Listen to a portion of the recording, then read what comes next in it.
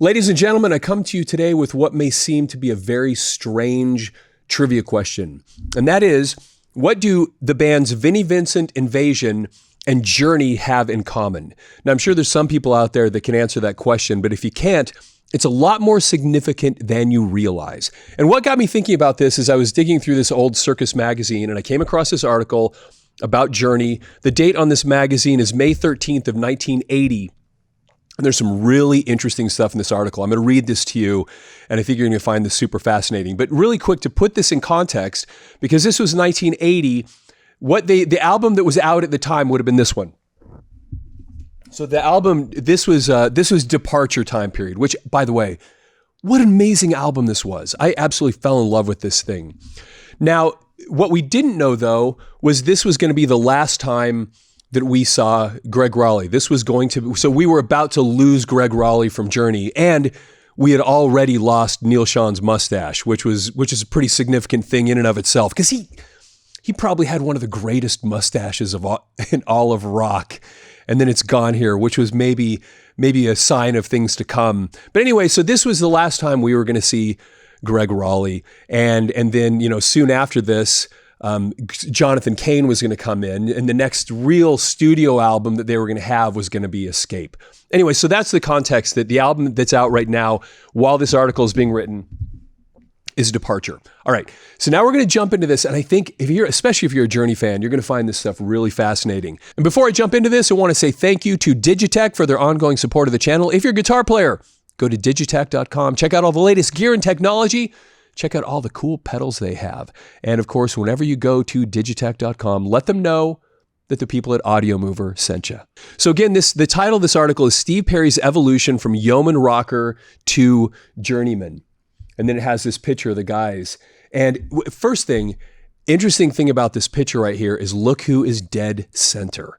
It is Steve Perry. And what this symbolizes what was going on inside the band at the time. One of the reasons why Greg Rolie was about to leave, because Steve Perry had come in there and he had made them famous. And so he was basically just taking over the reins, and Greg Rolie, and you can almost tell by looking at that picture right there too, Greg Rolie is kind of being pushed out of the frame and he can feel it. And so then he kind of just makes his own departure, if you will. And then, Jonathan Cain comes in, and then that's when they become mega superstars. So, okay, you're gonna really find this interesting. Steve Perry, the platinum voice of Journey, almost gave up rock and roll. It happened a couple of years ago after he'd spent a fairly long apprenticeship in the minor leagues. It was 1978, and Steve had finally coalesced with a group of musicians who looked like they were going somewhere besides another dead-end bar gig. The group was called the Alien Project, and a number of major labels had proffered the all-important record contracts. About the time the legal documents were ready for everyone's John Hancock, however, the band's bass player was killed in a car wreck, and the deal evaporated. Perry picks up the narrative from there. At that point, I threw my hands up to the sky and asked, why? I got the impression that somebody up there didn't want me to make it. I then took a leave of absence from the world for a couple of weeks to decide whether to chuck the whole thing and do something else or jump back into it. Quote, about the time I decided to go for it, I got a call from Herbie Herbert, who managed this group called Journey. He said he was looking for a singer, and he'd heard my vocals on the Alien demo. He invited me to spend a few days on the road with the guys, and I did.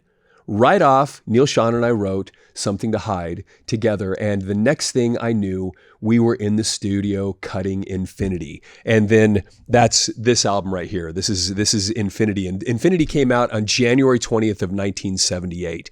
And of course, this is the first album that featured Steve Perry. All right, so now you're going to find this really, really interesting.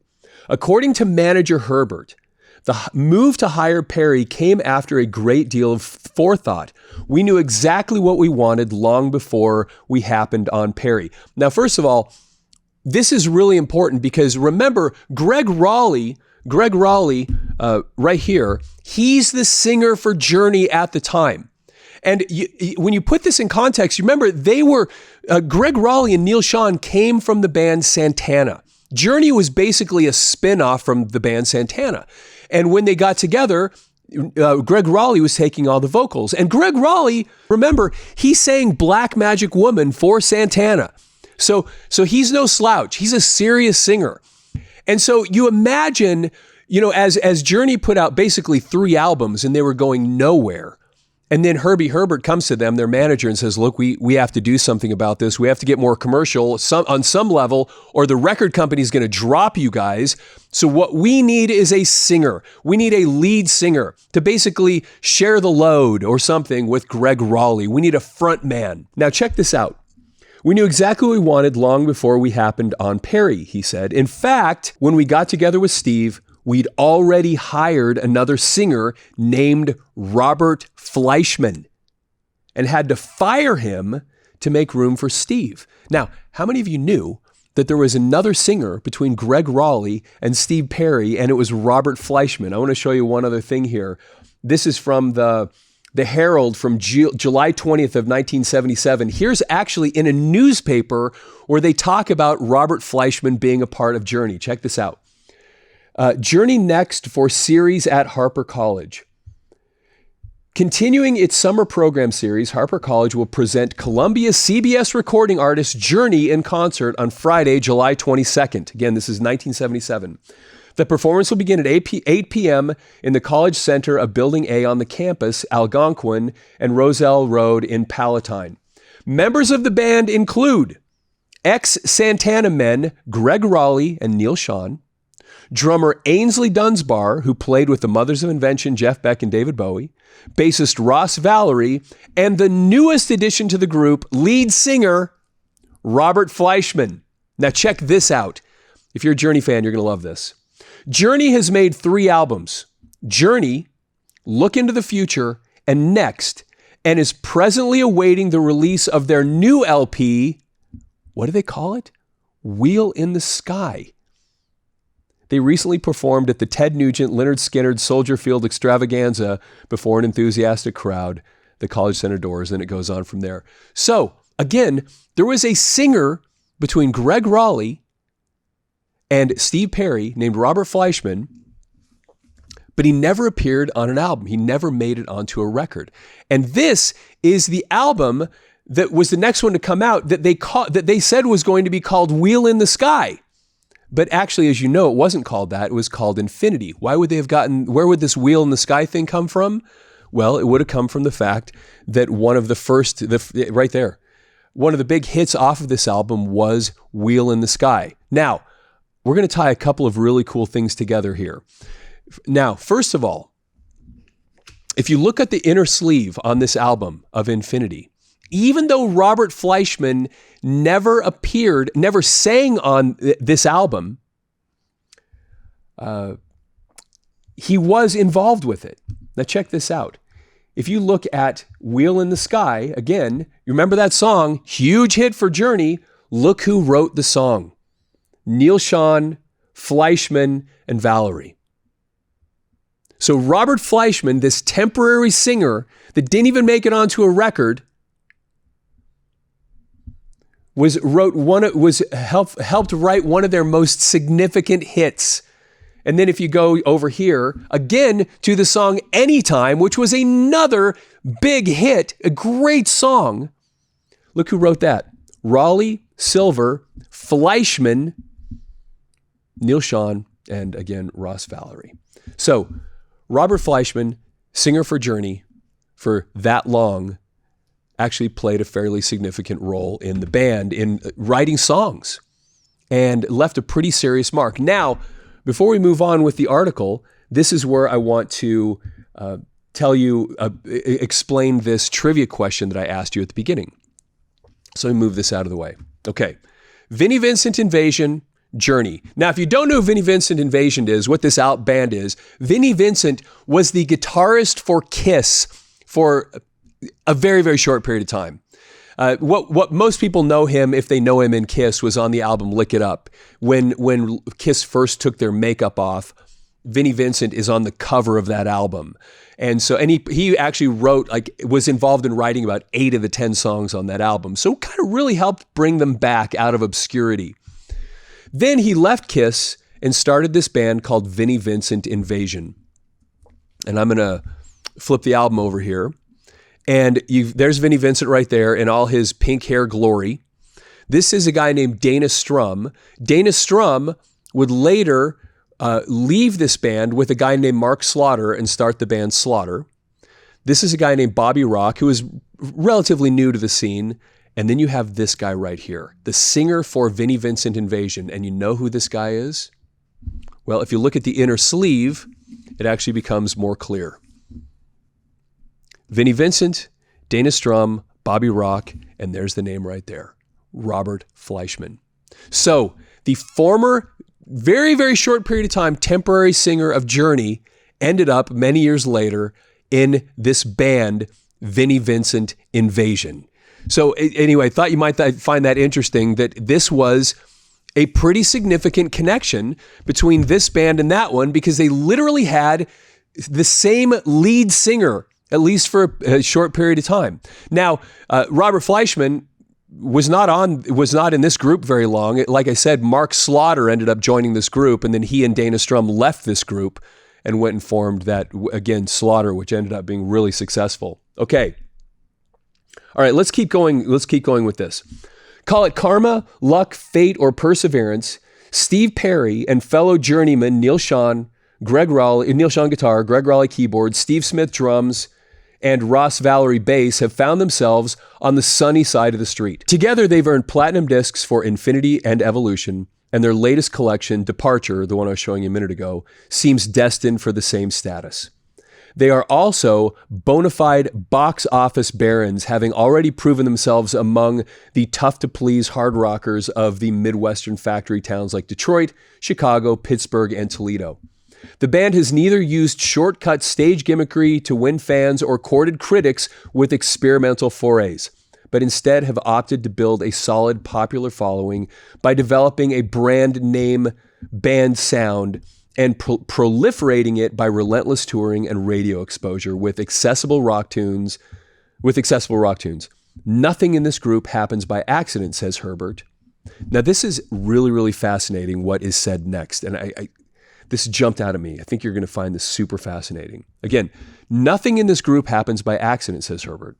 This group trains for platinum albums the way athletes train to win gold medals at the Olympics. Now, listen to this.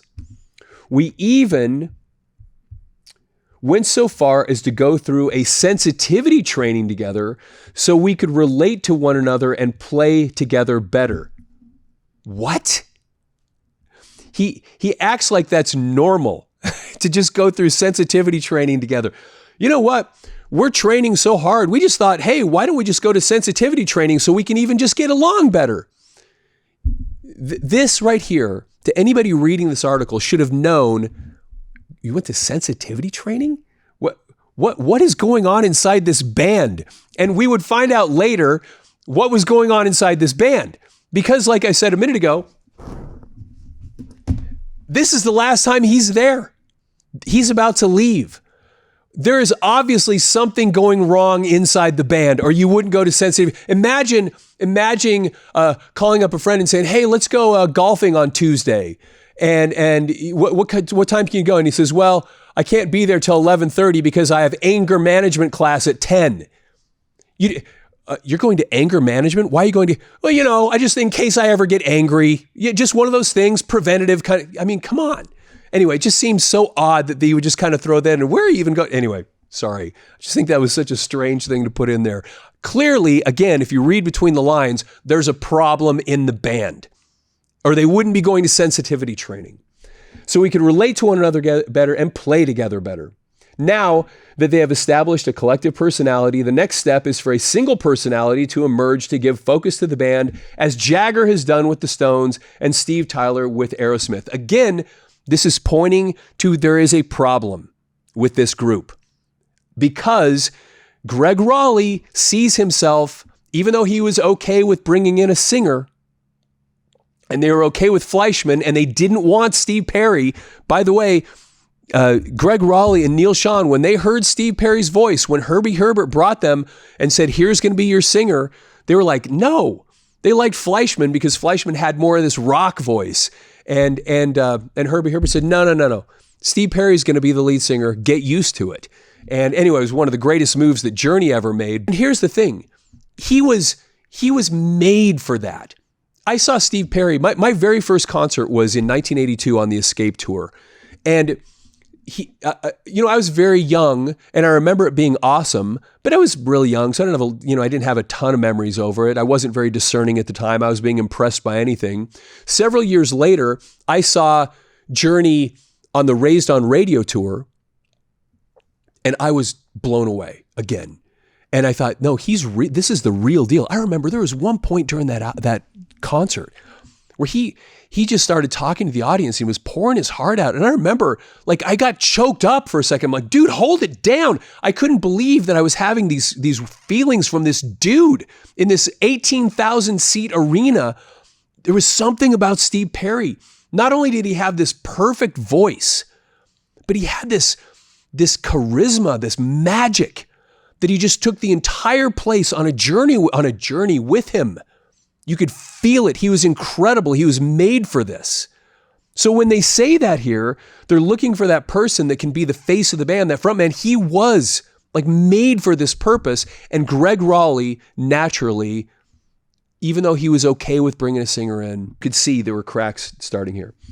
Perry is a logical choice since he seems to have been the catalyst that transformed Journey into something more than what it had been for 4 albums. Merely another respective progressive instrumental rock band spawned in the genre's heyday of the mid-70s. His voice, a choir boy tenor that complements the band's crisp hard rock foundation, is to Journey what the winged statue is on the hood of a Rolls Royce.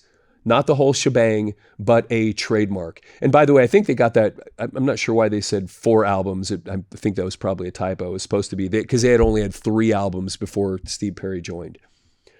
Herbert recounts Perry's progress when Perry, joined the group, and he was a fine vocalist and decent composer, but not much of an entertainer. Now he's grown and really earned his place at the forefront of this band. And as far as the other guys are concerned, it shows how secure veteran stars like Neil Schon and Greg Rolie are that they would let this new guy have the spotlight. Again, so fascinating listening to this because you know what's about to happen. Perry, 28, sees his emergence as spokesman as a necessary part of the band's progress, but remains very much a team player, aware that a maldistribution of fame can lead to jealousy and friction. He says, a lead singer naturally gets a lot more attention, but I do my best to move the focus to other members when it's appropriate. Like if Neil lets loose with an exciting solo, I can lead the spotlight over to him and then step out of the way. No one stands alone in Journey because we couldn't do it without everyone. And look, it doesn't even matter that Steve Perry was trying to spread the spotlight. Just give him the credit for saying that that's important. Steve Perry, it didn't matter because he had the charisma more than anybody else on that stage. And he can point and try to push the spotlight over, but the only person, let's be honest, it was his voice and his charisma. It didn't matter. It didn't matter how much he tried to spread the spotlight. Totally innocently, he couldn't have even been trying to hog it. He was just that good that you wanted to watch him, you wanted to listen to him, you wanted to pay attention to him. He's amazing.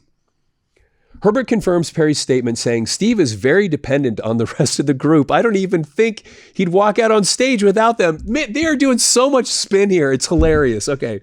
Still, with his svelte body, boyish good looks, and by the way, that doesn't hurt either, that he had this perfect hair, and he was a good-looking guy. None of the rest of the guys in the band had a chance for any attention when he walked out on the stage. That was just the reality of it. Perry has the makings of a superstar. He explains his riveting stage performance saying, it's a result of having so much energy aimed at you by the audience. I respond with plenty of physical movement on stage, and that seems to keep things flowing.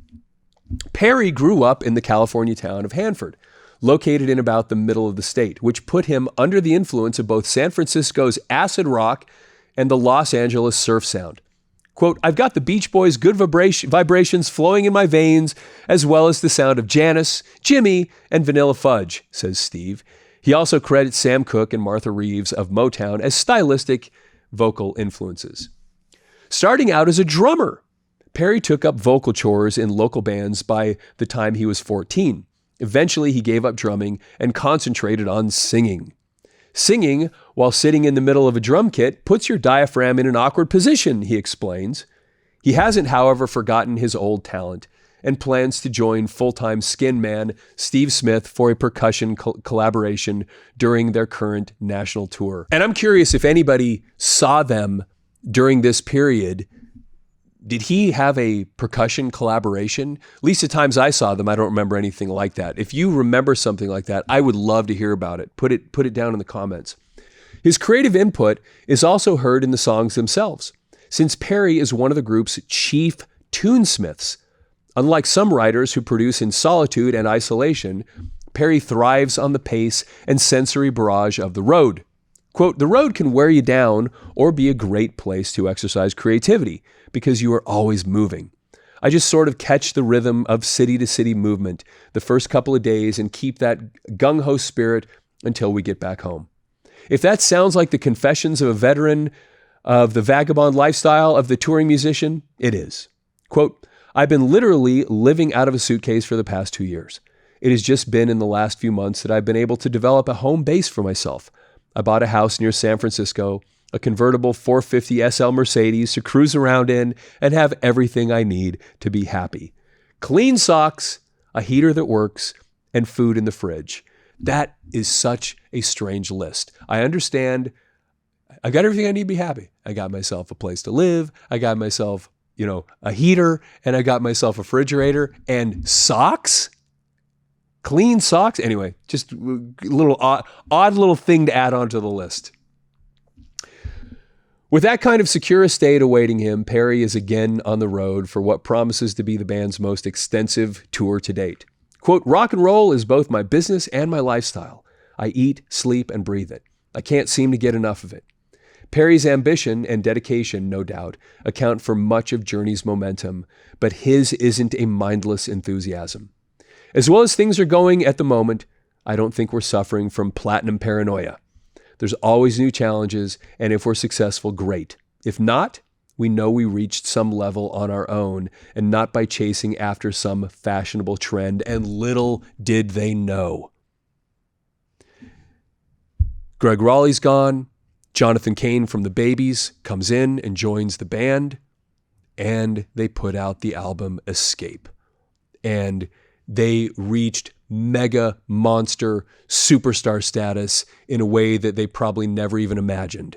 They put out the song Open Arms, they put out the song Don't Stop Believin', and that entire album was just spectacular. And they just it was just amazing. And so much of it really, let's be honest, it comes down to this guy, this personality, his charisma, his voice. And it was really interesting.